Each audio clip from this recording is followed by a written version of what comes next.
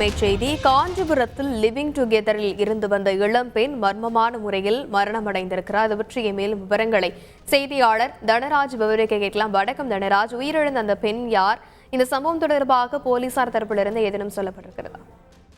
காஞ்சிபுரம் பகுதியில லிவிங் டுகெதரில் இருந்த இளம்பெண் ஒருவர் மர்மமான முறையில உயிரிழந்திருக்கிறார்.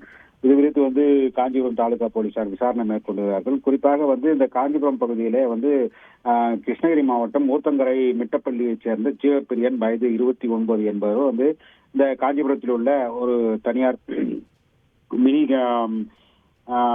மினி மைக்ரோ பைனான்ஸ் கம்பெனில அசிஸ்டன்ட் மேனேஜராக பணிபுரிந்து வருகிறார். அவருடன் திருவண்ணாமலை மாவட்டம் செங்கம் தாலுகா கட்டமேடு பகுதியைச் சேர்ந்த இளம் பெண் ஒருவர், அவருடைய பெயர் சரண்யா, வயது 24. இவர் இருவரும் காதலித்து வருவதாகவும், இந்த நிலையில இருவருமே இந்த காஞ்சிபுரம் மாமல்ல நகர் பகுதியில வீடு எடுத்து தனியாக தங்கி இருந்து கொண்டிருக்கிறார்கள்.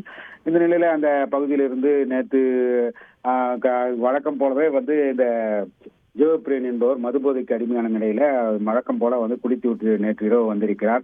நேற்று இரவு வந்த நிலையில இன்று அதிகாலை நேரத்துல அவர் தன்னுடன் இருக்கும் அந்த இளம்பெண் உடல்நலம் சரியில்லாமல் இருப்பதாக கூறி அந்த பகுதியில் இருக்கின்ற ஹவுஸ் ஓனரிடம் அந்த தகவல் தெரிவித்திருக்கிறார். உடனடியாக ஹவுஸ் ஓனர் அந்த பெண்ணை சென்று பார்த்தபொழுது அந்த பெண் உயிருக்கு போராட நிலையில இருந்த நிலையில அவரை மீட்டு மருத்துவமனைக்கு அழைத்து செல்ல கூறியிருக்கிறார். அதைத் தொடர்ந்து அந்த பகுதியிலேயே அவர் மர்மமான முறையில திடீரென உயிரிழந்து போயுள்ளார். இது குறித்து அந்த பகுதியில் இருந்தவர்கள் உடனடியாக காஞ்சிபுரம் தாலுகா காவல் நிலையத்திற்கு தகவல் தெரிவித்திருக்கிறார்கள்.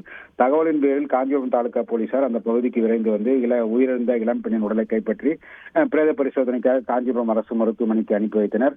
மேலும் இந்த ஜீவப்பிரியனிடம் தொடர்ந்து விசாரணை மேற்கொண்ட நிலையில் முன்னுக்கு பின்முரணாக பதிலளித்த நிலையில அவரை அழைத்துச் சென்று காவல் நிலையம் அழைத்துச் சென்று தற்போது தீவிர விசாரணை மேற்கொண்டு வருகிறார்கள். குறிப்பாக அந்த பெண்ணுடைய உடலிலே காயங்கள் இருந்ததை காரணம் காட்டி போலீசார் தீவிர விசாரணை மேற்கொண்டு வருகிறார்கள்.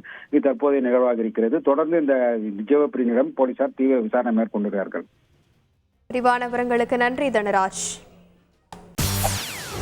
செய்திகளை உடனுக்குடன் தெரிந்து கொள்ள உடனே சப்ஸ்கிரைப் பண்ணுங்க.